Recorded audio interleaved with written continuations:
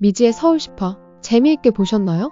놀라움의 연속이었죠? 우리가 정말 걱정했던 현상월림의 일은 기소유예라는 반전으로 깔끔하게 정리가 되고 파티하자며 케이크를 사오는 호수에게 반지라고 저장된 곳에서 전화가 옵니다. 하지만 청천벽력 같은 일이 벌어집니다.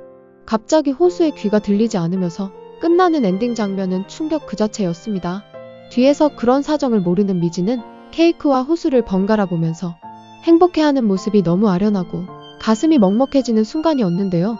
가장 행복한 순간과 가장 불행한 장면이 교차되는 것이 섬뜩함과 2회차밖에 남지 않은 상태에서 작가님이 이런 설정을 하는 이유는 무엇일까? 설마 불행하게 끝나는 건가라는 생각이 드는 순간 다르게 사고를 해보자는 생각이 들었고 10화 장면 하나하나 다시 되새겨보기로 했습니다. 앞선 장면에서 호수가 이충구 변호사를 찾아갔을 때 평소의 호수 같지 않게 따지는 듯 한 모습을 보이며 호수가 갑자기 귀에서 삐소리가 나면서 잠깐 멍해지는 장면이 있었죠. 이충구도 놀라하는 모습을 보이며 이 사람이 진정으로 호수를 걱정하고 있는 것은 아닌가 하는 생각이 들 정도였어요. 또한 미지가 서울에서 하고자 하는 일을 찾아보자고 할 때 미지가 이런 말을 하죠. 변호사 일을 못하게 될 때는 무슨 일을 하고 싶어라고 물어보는 장면이 나옵니다. 그 장면을 볼 때는 아무 생각이 없었는데 엔딩 장면을 보고 나니 이것도 떡밥이 아닌가 하는 순간 섬뜩해지는 건 저만의 생각인가요? 이 드라마는 한 장면이라도 허투루 볼 장면이 없는 것 같습니다. 돌발성 난청에 대해 검색해보니 호수 같은 경우는 왼쪽 귀가 하나도 안 들리는 상태에서 오른쪽 귀로만 들었기 때문에 무리한 한쪽 귀 사용으로 손상이 오지 않았나 생각해 볼 수 있겠는데요. 의술이 발달한 현대의 상황에 맞는 여러 가지 치료 방법이 있다고 나오는데요. 굳이 이런 슬픈 장면으로 미지의 서울 애착 시청자들의 가슴을 먹먹하게 만들어도 되는 것인가요?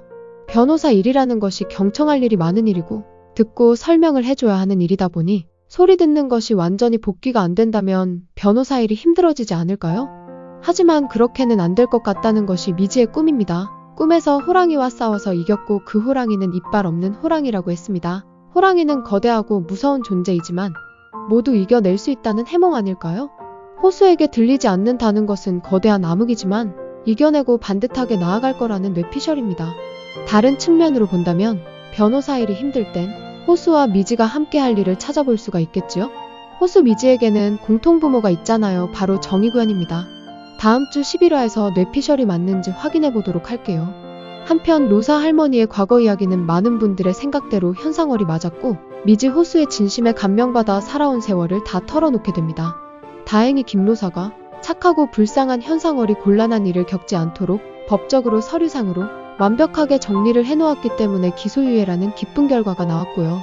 김노사가 마지막으로 눈을 감으면서 오래 걸리더라도 꼭 너를 읽어줄 사람이 나타날 거야 라고 하는 말을 떠올리며 미소 짓는 현상월 할머니의 얼굴이 빛이 나는 순간이었습니다.